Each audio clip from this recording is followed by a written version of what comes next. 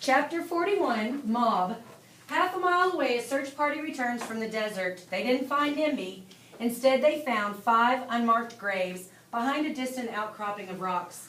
In a few short minutes, word spreads through the ranks like flames in a steady wind. The Goldens have been found, and apparently they weren't so golden after all. Someone suggests the Admiral did it himself. The suggestion becomes a rumor, and the rumor quickly becomes accepted as fact. The Admiral killed his own. He's everything Roland says he is, and hey, where is Roland? He's missing too. So is Connor. What has the Admiral done with them? A mob of unwinds with 100 reasons to be angry have all simultaneously found one more, and it's all it takes to push them over the edge. The mob storms toward the Admiral's jet, picking up more and more kids along the way. 42, Risa. A few minutes earlier, Risa had responded to the Admiral's request and showed up to his jet with some aspirin. She was greeted by the Admiral, who, as she had told Connor, didn't even know her name. Now he chats with her, telling her that the experience she's getting here is better than what anyone her age gets in the outside world. She tells him of her thoughts of becoming an army medic, and he seems pleased. He complains of shoulder pain and asks for an aspirin. She gives it to him, but just to be on the safe side, she checks his blood pressure, and he applauds her for being so thorough. There's some sort of commotion outside that makes it hard for her to focus on taking the Admiral's blood pressure. Commotion's not unusual here. Whatever it is, Risa suspects it will end with bandages and ice packs for someone. Her work is never done. 43, Mob. Furious kids begin to arrive at the Admiral's jet. Get him, pull him out. They climb the steel steps. The hatch is open, but just a crack. Risa looks out at the wave of mayhem like a human tsunami pounding toward her. He's got a girl in there with him. The first of the kids reaches the top of the stairs and heaves the hatch open, only to be met by Risa and a brutal punch to the jaw. It sends him tumbling over the side to the ground, but there's more where he came from. Don't let her close the door. The second kid is met by an aerosol burst of Bactine right in his eyes. The pain is excruciating. He stumbles backwards into other kids coming up the stairs, and they tumble like dominoes. Risa grabs the hatch, swings it closed, and seals it from the inside. Kids are now on the wings, finding every piece of loose metal and prying it up. It's amazing how much of a plane can be shredded by barehanded fury. Break the windows, pull them out. Kids on the ground throw rocks and hit their comrades as often as they hit the jet. On the inside, it sounds like a hailstorm. The Admiral blanches at the scene outside the window. His heart races. His shoulder and arm ache. How did this happen? How did I let this happen? The barrage of stones batters the fuselage, but nothing breaks the armored steel. Nothing cracks the bulletproof glass of the former Air Force One. Then someone tears out the power line connecting the jet to its generator. The lights go out and the air conditioning shuts down, and the entire jet quickly begins to bake in the broiling sun. 44, Connor. You murdered Aunt Jeeves and the rest of the Goldens. You're crazy. Connor sits outside crate 2933, wiping his brow in the heat. Roland's voice comes from the inside, muffled but loud enough to hear. You got rid of them so you could take their place, Connor says. I swear when I get out of here, you'll what? You'll kill me like you killed them, like you killed Imby? No response from Roland. I said I'd make you a deal, says Connor, and I will. If you confess, I'll make sure the Admiral spares your life. In response, Roland suggests Connor perform a physical impossibility. Confess, Roland. It's the only way I'm letting you out of there. Connor is sure that if put under enough pressure, Roland will confess to what he's done. The Admiral needs evidence, and what better evidence than a full confession? I have nothing to confess to. Fine, says Connor, I can wait. I have all day. 45, Mob. The fortress of the Admiral's jet's impenetrable. The temperature inside is soaring past 100. Reese is handling the heat, but the Admiral doesn't look too good. She still can't open the door because the mob is relentlessly trying to get in. Outside, whatever kids aren't swarming over the Admiral's jet are spreading out. If they can't get to the Admiral, they'll destroy everything else. The study jets, the dormitory jets, even the recreation jet, everything is being torn apart, and whatever can burn is set aflame. They are filled with an insatiable fury, and beneath it is a strange joy that the anger can finally be released. And beneath the joy is more fury. From halfway across the graveyard, Cleaver sees the smoke rising in the distance, beckoning him. Cleaver's drawn to mayhem. He must be a witness to it. He gets in his helicopter and flies toward the angry mob. He sets down as close to the chaos as he dares to get. Have his deeds in any way led to this? He hopes so. He turns off the engine, letting the blades slow so he can hear the wonderful sounds of havoc. Then the angry unwinds turn toward him. It's Cleaver. He works for the Admiral. Suddenly, Cleaver is the center of attention. He can't help but feel this is a good thing. 46, Connor. Roland is slowly breaking. He's confessed to many things, petty acts of vandalism and theft, that Connor couldn't care less about. But this is going to work. It has to work. Connor has no other plan to bring him to justice. It has to work. I've done a lot of things, Roland tells him through the 3 bullet holes in the crate, but I never killed anybody. Connor just listens. He barely speaks to him anymore. Connor finds the less he speaks, the more Roland does. How do you even know they're dead? Because I buried them, me and the Admiral. Then you did it, said Roland. You did it, and you're trying to make me take the blame. Now Connor begins to see the flaw in his plan. If he lets Roland out without a confession, he's a dead man. But he can't keep him in there forever. His options are now narrower than the spaces between the crates.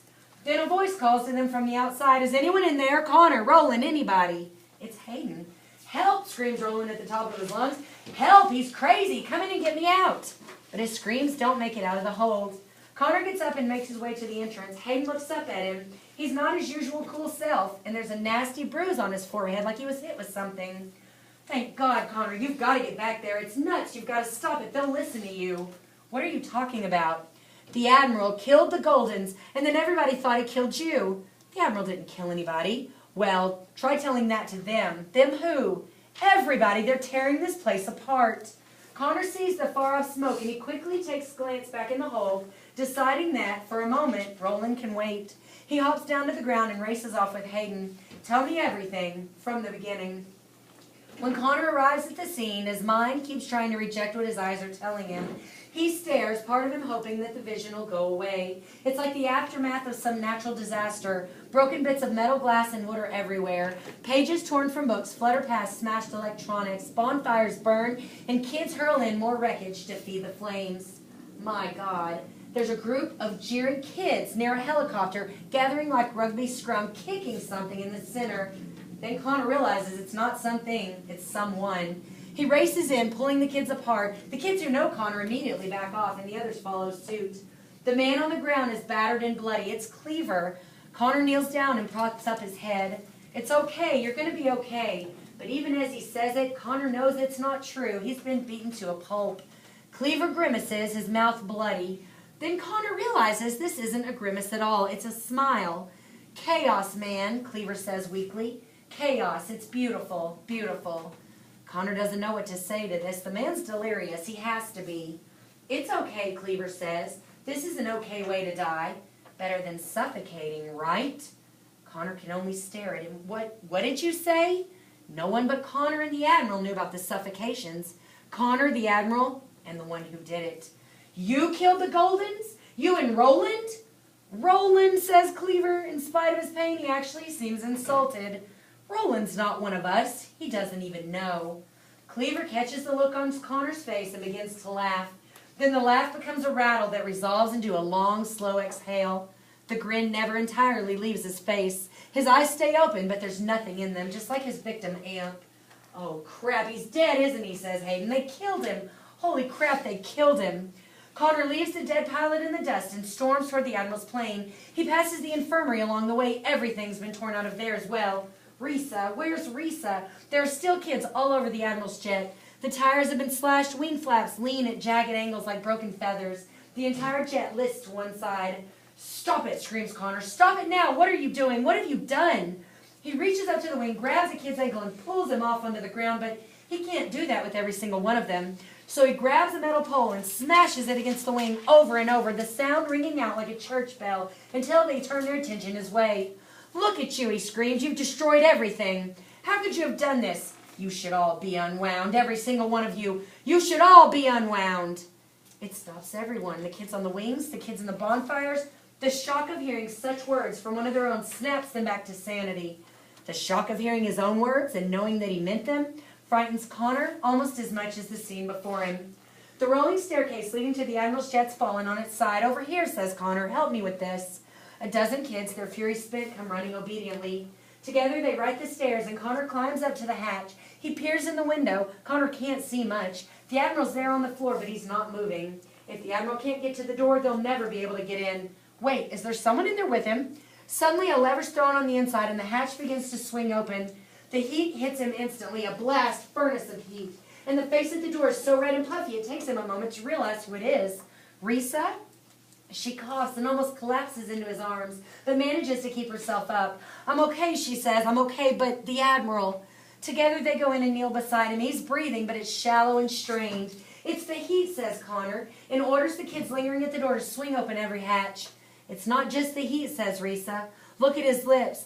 They're cyanotic, and his pressure is down to nothing." Connor just stares at her, not comprehending. "He's having a heart attack. I've been giving him CPR, but I'm not a doctor. There's only so much I can do." "My fault," says the Admiral. "My fault." "Shh," says Connor. "You're going to be okay." But Connor knows, just as he knew when he said it to Cleaver, that the chances of that are slim. They carry the Admiral down the stairs, and as they do, the kids waiting outside back away, making room for him. It's as if they're already carrying a coffin. They set him down in the shade of the wing. Then the kids around him begin to murmur. "He killed the Goldens," someone said. "The old man deserves what he gets." Connor boils, but he's gotten much better at keeping his anger in check. "Cleaver did it," Connor says forcefully enough for everyone to hear. Then a murmur through the crowd starts until someone says, "Yeah, well, what about Emby?" The Admiral's hand flutters up. My son." "Emby's his son?" says a kid, and the rumor begins to spread through the crowd. Whatever the Admiral meant, it's now lost in incoherence as he slips in and out of consciousness. "If we don't get him to a hospital, he'll die," says Risa, giving him chest compressions once more. Connor looks around, but the closest thing to a car in the graveyard's a golf cart. "There's a helicopter," says Hayden, "but considering the fact the pilot's dead, I think we're screwed." Risa looks at Connor. He doesn't need to read Risa for morons to know what she's thinking. The pilot is dead, but Cleaver was training another one. "I know what to do," says Connor. "I'll take care of it." He stands up and looks around him. The smoke-stained faces, the smoldering bonfires. After today, nothing will be the same. "Hayden," he says, "you're in charge. Get everything under control." "You're kidding me, right?" Connor leaves Hayden to grapple with authority and finds 3 of the largest kids in his field of vision. You, and you," Connor says. "I need you to come with me to the FedEx jet." The 3 kids step forward and Connor leads the way to crate 2399 in Roland. This, Connor knows, will not be an easy conversation. Chapter 47, First Year Residence. In her 6 months working in the emergency room, the young doctor has seen enough strange things to fill her own medical school textbook. But this is the first time someone has crash-landed a helicopter in the hospital parking lot. She races out with a team of nurses, orderlies, and other doctors. It's a small private craft, 4-seater maybe. It's in one piece and its blades are still spinning. It missed hitting a parked car by half a yard. Someone's losing their flying license. 2 kids get out carrying an older man in bad shape. There's already a gurney rolling out to meet them. "We have a rooftop helipad, you know." "He didn't think he'd be able to land on it," says the girl. When the doctor looks at the pilot, still sitting behind the controls, she realizes losing his license is not even an issue. The kid at the controls can't be any older than 17. She hurries to the old man. A stethoscope barely brings a sound from his chest cavity. Turning to the medical staff around her, she says, "Stabilize him and prep for a transplant." Then she turns back to the kids. "You're lucky you landed in a hospital with a heart bank, or we'd end up having to medevac him across town." Then the man's hand rises from the gurney. He grabs her sleeve, tugging with more strength than a man in his condition should have. "No transplant," he says. "No, don't do this to me," thinks the doctor. The orderlies hesitate. "Sir, it's a routine operation." "He doesn't want a transplant," says the boy. "You brought him in from God knows where with an underage pilot to save his life, and he won't let us do it? We have an entire tissue locker full of healthy young hearts." "No transplant," says the man. "It's against his religion," says the girl. "Tell you what," says the boy, "why don't you do whatever they did before you had a tissue locker full of healthy young hearts?" The doctor sighs. At least she's still close enough to medical school to remember what that is. "It drastically lowers his chance of survival. You know that, don't you?" He knows. She gives the man a moment more to change his mind and then gives up. The orderlies and other staff rush the man back toward the ER and the 2 kids follow. Once they're gone, she takes a moment to catch her breath. Someone grabs her arm and she turns to see the young pilot who has been silent through all of it. The look on his face is pleading yet determined. She thinks she knows what this is about. She glances at the helicopter, then at the kid. "Take it up with the FAA," she says. "If he lives, I'm sure you'll be off the hook. They might even call you a hero." "I need you to call the juvie cops," he says, his grip getting stronger. "Excuse me?" "Those 2 are runaway unwinds. As soon as the old man's admitted, they'll try to sneak away. Don't let them. Call the juvie cops now." She pulls out of his grip. "All right, fine, I'll see what I can do." And when they come, he says, make sure they talk to me first. She turns from him and heads back to the hospital, pulling out her cell phone on the way. If he wants the juvie cops, fine, he'll get them. The sooner they come, the sooner this whole thing can fall into the category of not my problem.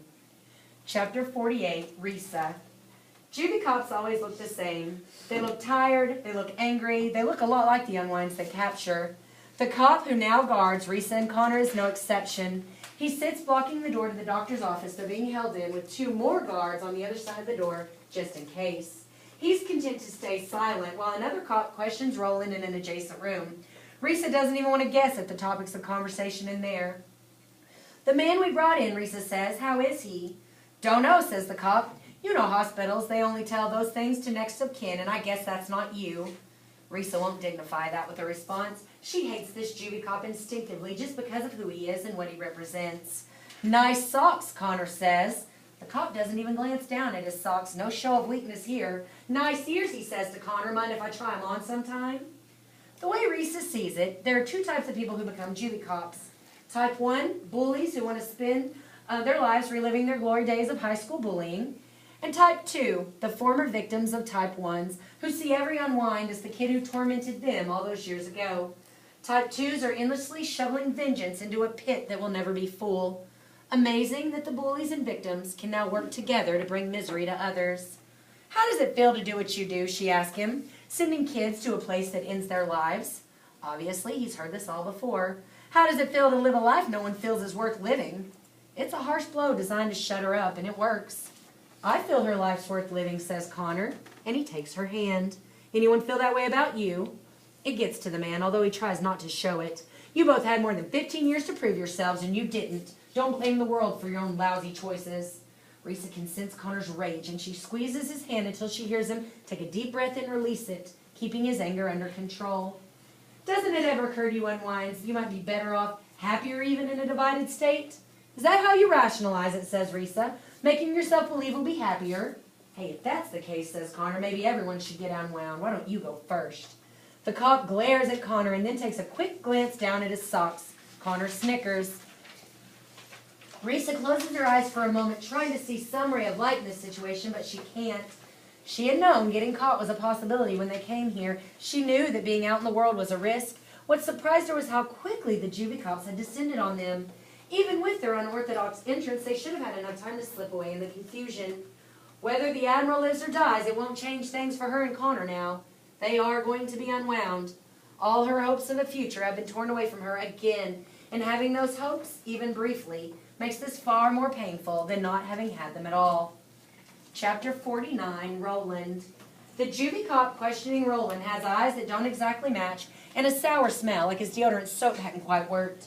Like his partner in the other room, the man is not easily impressed. And Roland, unlike Connor, doesn't have the wits to rattle him. That's all right, though, because rattling him is not what Roland has in mind. Roland's plan began to take shape shortly after Connor was released him from the crate. He could have torn Connor limb from limb at the time, but Connor had 3 kids equal in size and strength to Roland to back him up. They were kids who should have been on Roland's side. Should have been. It was his first indication that everything had drastically changed. Connor told him about the riot and about Cleaver. He offered a lame apology for accusing him of killing the Goldens, an apology that Roland refused to accept. Had Roland been at the riot, it would have been organized and successful. If he had been there, it would have been a revolt and not a riot. By locking Roland away, Connor had robbed him of the chance to lead. When they had arrived back at the scene of the riot, all focus was on Connor, all questions directed to him. He was telling everyone what to do, and they were all listening. Even Roland's closest friends cast their eyes down when they saw him. He instinctively knew that all his support was gone. His absence from the disaster had made him an outsider, and he would never regain what he had lost here, which meant it was time to devise a new plan of action. Roland agreed to fly the helicopter to save the Admiral's life, not because he had any desire to see the man live, but because taking that flight provided a new door of opportunity. I'm curious, says the sour-smelling cop, why would you turn in the other 2 kids when it means turning yourself in as well? There's a reward of $500 for turning in a runaway unwind, right? He smirks. Well, that's $1,500 if you're including yourself. Roland looks at the juvie cop in the eye, no shame, no fear, and boldly presents his offer. What if I told you I know where there are more than 400 AWOL unwinds? What if I helped you take down a whole smuggling operation? What would that be worth? The cop seems to freeze in place and regards Roland closely. "All right," he says, "you have my attention." Chapter 50, Connor. He had lasted longer than anyone expected. This is the consolation Connor must hold on to as the cop and 2 armed guards escort him and Risa into the room where Roland's being interrogated. By the smug look on Roland's face, however, Connor suspects it wasn't so much an interrogation as a negotiation. "Please sit down," says the cop, sitting on the edge of the desk near Roland. Roland won't even look at them. He won't even acknowledge their presence in the room. He just leans back in his chair. He'd fold his arms if the handcuffs allowed it. The cop wastes no time getting right to business. "Your friend here had quite a lot to say and offered us a very interesting deal. His freedom in exchange for 400 unwinds. He's volunteered to tell us exactly where they are." Connor knew Roland would give up him and Risa, but giving up all of them? That's a new low for Roland. He still won't look at them, but his smug expression seems to have grown a little harder. 400, huh?" says the second cop. "He's lying," says Risa, her voice remarkably convincing. "He's trying to trick you. It's just the 3 of us." "Actually," says the cop at the desk, "he's telling the truth. Although we're surprised the number's at 400. We thought there'd be at least 600 by now. But I guess they keep on turning 18. Roland regards him uncertain. "What?" "Sorry to tell you this, but we know all about the Admiral and the graveyard," says the cop. "We've known about it for more than a year." The second cop chuckles, amused by the dumbfounded look on Roland's face. But why don't we round them up?" the cop says, anticipating Roland's question. "Look at it this way. The Admiral, he's like the neighborhood stray cat that nobody likes, but nobody wants to get rid of because he takes care of the rats. See, runaway unwinds on the street, that's a problem for us. But the Admiral gets them off the street and keeps them in that little desert ghetto of his. He doesn't know it, but he's actually doing us a favor. No more rats." "Of course," says the second cop, "if the old man dies, we might have to go in there and clean the place out after all." "No," says Risa, "someone else could take over." The second cop shrugs as if it's nothing to him. Better be a good mouser. While Roland can only stare incredulously as his plan crumbles, Connor feels relief, maybe even a bit of hope. "So then you'll let us go back?" The cop on the desk picks up a file. "I'm afraid I can't do that. It's one thing to look the other way, but quite another to release a criminal." Then he begins to read. "Connor Lassiter, scheduled to be unwound the 21st of November, until you went AWOL. You caused an accident that killed a bus driver, left dozens of others injured, and shut down an entire interstate highway for hours. Then on top of it, you took a hostage and shot a juvie cop with his own trank gun." Roland looks at the cop in awe. "He's the Akron AWOL?" Connor glances at Risa, then back at the cop. "Fine, I admit it, but she had nothing to do with it. Let her go." The cop shakes his head, scanning the file. "Witnesses say she was an accomplice. I'm afraid there's only one place she's going, the same place as you, the next harvest camp." "But what about me?" asks Roland. "I had nothing to do with any of that." The cop closes the file. "Ever hear of guilty by association?" he asks Roland. "You should be more careful with the company you keep." Then he signals for the guards to take all 3 of them away.